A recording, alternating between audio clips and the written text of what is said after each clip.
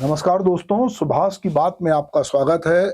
आज की जनधारा समाचार पत्र का जो डिजिटल मीडिया है, जनधारा 24/7, उसके जरिए मैं आपसे सुभाष की बात करता हूं और यही बात जो है मैं कहीं अपने अखबार में भी संपादकी में लिखता हूं।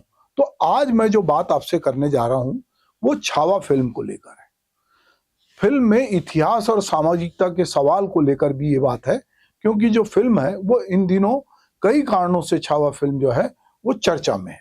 तो चलिए कि उन कारणों की पड़ताल करते हैं कि किस किस वजह से छावा फिल्म जो है इन दिनों कई तरह के विवादों में और चर्चा में आई है और उसमें किस तरह का इतिहास बोध या इतिहास को किस तरीके से प्रस्तुत किया गया है। तो छावा फिल्म को लेकर इन दिनों कई तरह की बहस जो है वो हो रही है। सोशल मीडिया पर भी इसको लेकर बहुत तरह की बातचीत है। जो देशभक्ति से ओतप्रोत लोग हैं वो फिल्म को लेकर बहुत उत्साही हैं। उनको लगता है कि बहुत इतिहास में जो है बहुत कुछ हुआ। अभी हाल ही में शिवाजी महाराज की जयंती मनी, तो महाराष्ट्र सहित कई जगह जो है महाराज शिवाजी को लेकर, चूंकि छावा फिल्म जो है उनके बेटे को लेकर आधारित है। और ये जो शिवाजी सावंत हैं जिन्होंने मृत्युंजय जैसा उपन्यास लिखा था, उनका ही उपन्यास छावा है, उस पर यह फिल्म बनी है। पर फिल्म में फिल्मकार ने एक स्वतंत्रता ली है, जिसको हम कहते हैं क्रिएटिविटी की स्वतंत्रता। तो फिल्म में हिंसा का अतिरेक है। हिंसात्मक दृश्यों को फिल्म की भाषा में बहुत ही उत्तेजक और क्रूरता के साथ फिल्माया गया है, जो दर्शकों को हिंसा से घृणा या अरुचि पैदा करने की अपेक्षा हिंसा की उत्तेजना में आनंद देता है। फिल्म में जो आदर्श पैदा करना और अपराध के प्रति घृणा पैदा करना का चलन बहुत पुराना है। ये सदी, जो नई सदी खत्म हो चुकी है। अब बुराई को नीचा दिखाना, भलाई को प्रतिष्ठित करना, बुरे व्यक्ति को सजा दिलाना और भले व्यक्ति को समाज में सम्मान मिलना, पहले की फिल्मों में यह जो है एक सामाजिक उद्देश्य होता था जो लंबे समय तक चला। अंत में जैसा हम कहते हैं कि सच की जीत होती है। हम चूंकि दशहरे का त्यौहार मनाते हैं तो इसमें भी हम कहते हैं कि बुराई पे भलाई की जीत है। तो हमारे सिनेमा का अंत जो है बहुत सुखद होता था और जो बुरे व्यक्ति होते थे उनको सजा मिलती थी, और जो अच्छा नायक होता था, चाहे वो पूरी फिल्म में संघर्ष करता हो, पर उसको हीरोइन मिलती थी, उसको नौकरी मिलती थी, या जो भी उसमें फिल्म का उद्देश्य होता था उसकी प्राप्ति होती थी। तो ये लंबे समय तक चलता रहा। बुराई करने वाला कैसा भी व्यक्ति हो, अंततः खलनायक ही माना जाता है। नई सदी में खलनायक को प्रतिनायक की छवि में प्रतिष्ठित करने की जो बाजारू लालसा है वो फिल्म की छवि को जो है बदल रही है और समाज में एक गलत संदेश भी दे रही है। सदी की शुरुआत में फिल्मों में यह हिंसा आंशिक थी, लेकिन फिल्म एनिमल तक आते आते यह हिंसा और बाजारूपन जो है वो शिखर पे आ गया। सेक्स और हिंसा फिल्म की सफलता का पर्याय होने लगे।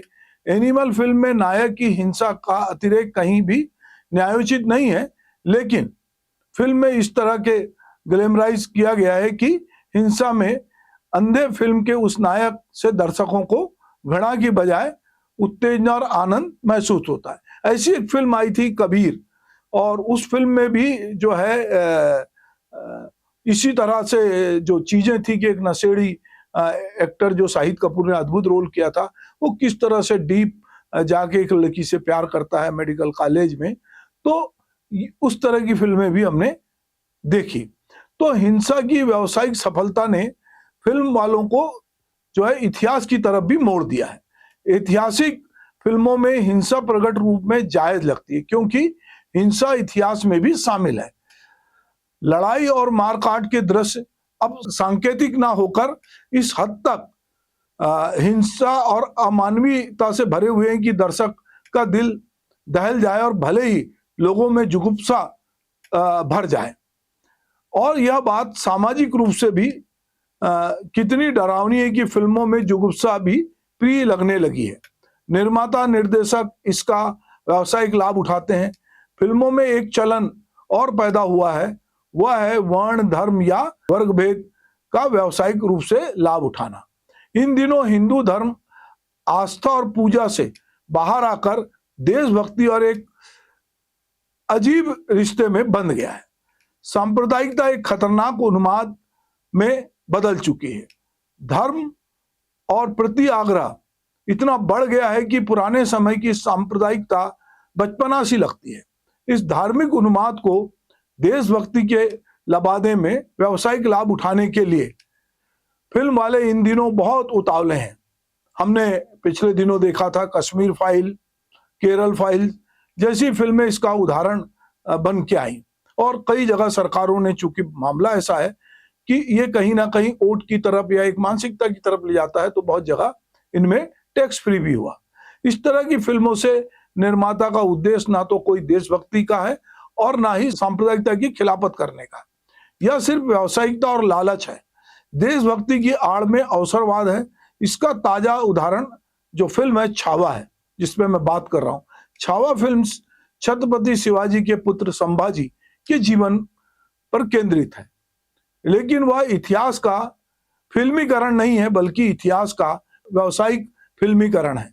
मारकाट, हिंसा और अतिरेक से भरी यह फिल्म इतिहास के जरूरी तथ्यों से कन्नी काटकर, यानी उसे परहेज पालकर सिर्फ मुगलों के जुल्म, दहशत, क्रूरता को बताती है।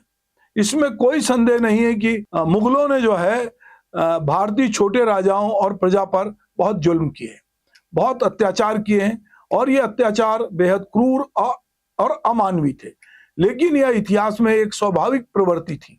राजगद्दी के प्रति लोभ और लालच में उस समय राजाओं को ऐसे अत्याचार और क्रूरता जो है उनके लिए सामान्य सी बात लगती थी।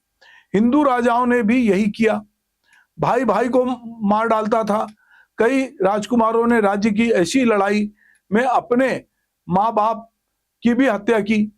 अब जब आज सत्ता सर्वोपरि मानी जाती है, तो सोचिए कि उस युग में यह कितनी स्वाभाविक बात रही होगी। और राजा किसी भी जाति या धर्म का क्यों ना हो, उसे अपनी राजगद्दी बचाने के लिए हिंसा और अमानवीयता जो है वो स्वाभाविक और जायज लगती थी। भाई पिता को मार डालने में कोई हिचक नहीं थी, क्योंकि वह जानता था कि यह नहीं मरेगा तो वह खुद मारा जाएगा। लोकतंत्र नहीं था कि सर्वसम्मति से राजा चुना जाए। ताकत का बोलबाला था।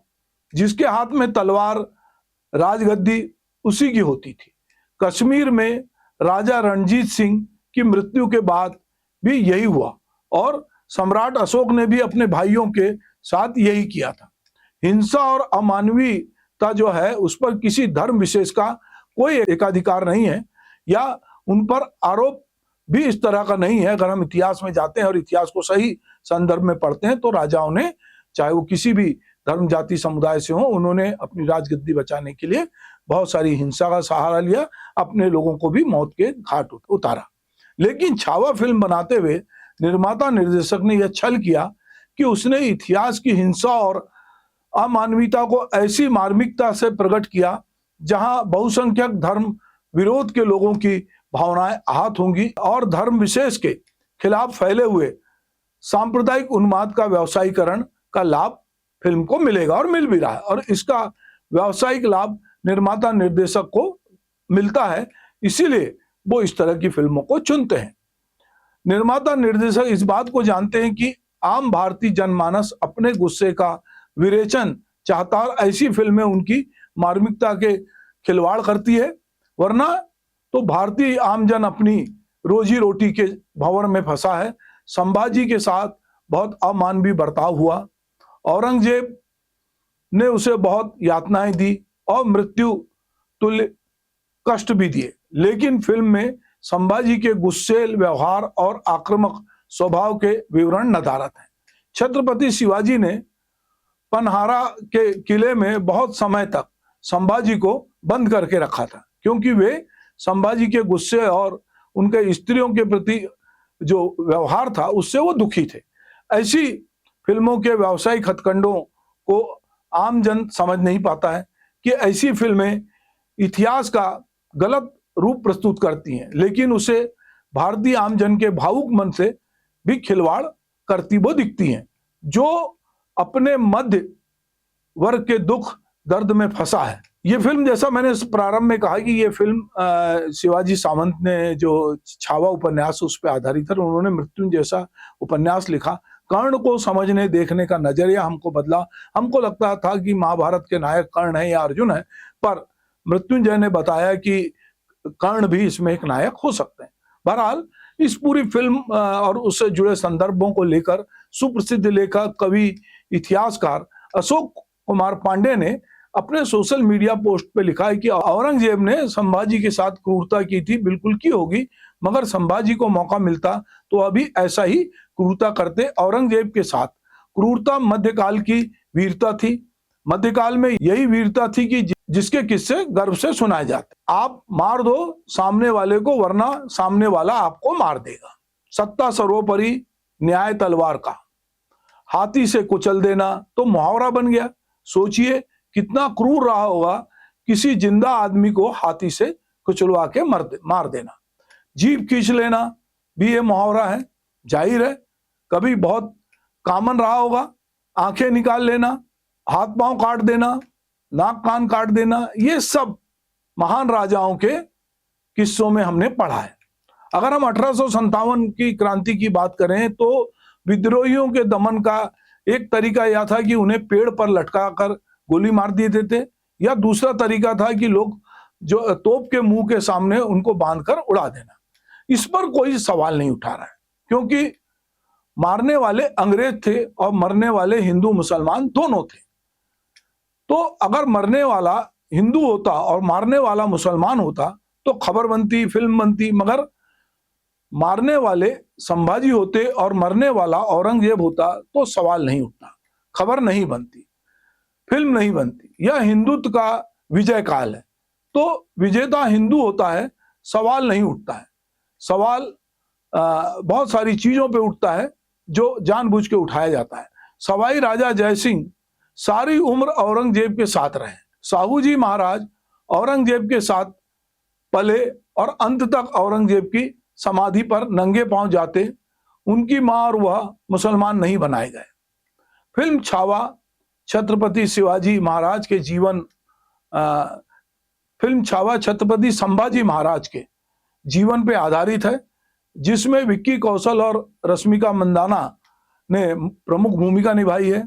जब इस फिल्म का ट्रेलर रिलीज हुआ तो उसके साथ ही ये फिल्म विवादों में आ गई थी, और विवादों में आई तो लोगों ने, जिनको इससे इस फिल्म से विवाद था, उन्होंने बुलाकर जो है ये जो फिल्म कंट्रोवर्शियल हो रही थी अपने ट्रेलर के साथ ही, तो उसमें जब फिल्म का ट्रेलर आया तो लेजिम डांस सीन दिखाया गया। इस सीन में छत्रपति संभाजी महाराज के किरदार को लेजिम डांस करते हुए दिखाया गया, जिससे कई लोगों की भावना आहत हुई। इस पर प्रतिक्रिया देते हुए निर्देशक लक्ष्मण उतेकर ने मनसे प्रमुख राज ठाकरे से मुलाकात की और विवादित सीन हटाने का आश्वासन दिया। विक्की कौशल ने भी कहा कि सीन हटाने में उन्हें कोई आपत्ति नहीं है। फिल्म में गणोजी और कान्होजी सिरके के पात्रों को नकारात्मक रूप से दिखाने के आरोप लगे। सिरके के वंशजों ने इसे अपने पूर्वजों की बदनामी बतलाते हुए 100 करोड़ रुपए का मानहानि का दावा किया। इस पर निर्देशक लक्ष्मण उतेकर ने सार्वजनिक रूप से माफी मांगते हुए कहा कि उनका उद्देश्य किसी की भावनाओं को ठेस पहुंचाना नहीं था और आवश्यक बदलाव करने के लिए वे तैयार हैं। तो हम ये देखते हैं कि फिल्में जो इस तरह अभी हमारे यहाँ आ रही हैं, उन फिल्मों में कई बार जानबूझ के विवाद, हिंसा, सेक्स, बहुत सारी चीजों को भरा जाता है ताकि कहीं ना कहीं फिल्म कंट्रोवर्सी में आए। और जब कोई फिल्म विवादों में आती है तो फिल्म बनाने वालों को इसका फायदा होता है। देश, समाज, संप्रदाय, संस्कृति और धार्मिक आस्थाओं के प्रति जो लोगों में भावनात्मक लगाव है और जो उनके दिमाग में छवि है, वो छवि या इतिहास को लेकर जिस तरह की बातचीत, भ्रामक जानकारी लोगों के सामने पहुंचाई जाती है और जब उसकी हिंसक प्रस्तुति की जाती है, तो हम देखते हैं कि ये कहीं ना कहीं एक प्रकार से लाभ कमाने की मंशा होती है। उसके पीछे कोई जनता को जागरूक करना या सही बताना नहीं है, उसके पीछे मकसद ये है कि फिल्म बॉक्स ऑफिस पे सफल हो। छावा फिल्म जो है वो इस समय अच्छी कमाई कर रही है। भाजपा शासित राज्यों में इसे टैक्स फ्री भी किया गया है। तो हम ये देख रहे हैं कि हमारा प्री जो सगल है या हमारे फिल्म मेकर या कवि सम्मेलनों में, यह सब जगह हम पाकिस्तान को भर भर के गाली देते हैं। अभी हमने हाल ही में एक मैच देखा, मैच जो है चैंपियन ट्रॉफी तो बहुत सारे हो रही है, पर भारत पाकिस्तान के बीच तनाव है, और ये जब दुबई में मैच होता है तो इसके टिकट ब्लैक में बिकते हैं और मार्केट को, बाजार को इससे फायदा होता है। तो कहीं ना कहीं हम देखते हैं कि जो हमारे भीतर कई तरह के तनाव हैं, कई तरह के पूर्वाग्रह हैं, कई बार उसको बाजार और बाजार से जुड़े बहुत सारे तत्व जिसमें फिल्मकार और बहुत सारे लोग शामिल हैं, वो भी इसको भुनाते हैं। तो एक छावा जो है, दरअसल इसको पूरी समग्रता में देखने समझने की जरूरत है। नमस्कार।